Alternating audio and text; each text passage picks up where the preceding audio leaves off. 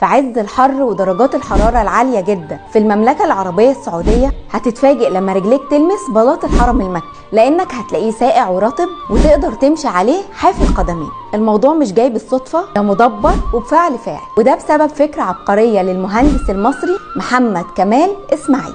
ايه بالظبط اللي عمله فرق جدا في ساحة الحرم؟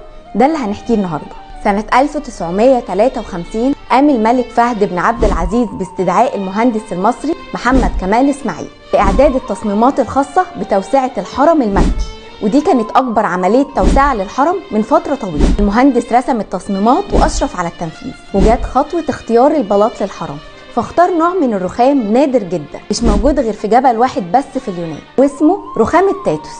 النوع ده من الرخام عنده قدرة رهيبة في عكس أشعة الشمس امتصاص الرطوبة بالليل ويخرج الرطوبة دي بالنهار، حاجة كده تكييف رباني. واستورد المهندس اسماعيل نص كمية الجبل من اليونان واشتغل بيه كله في الحرم المكي، وتمر 15 سنة ويطلب منه انه يعمل نفس اللي عمله في المسجد النبوي الشريف. وهنا المهندس اسماعيل ما كانش عارف يعمل ايه، ده انا خدت نص الكمية من 15 سنة، معقولة باقي الكمية لسه موجودة؟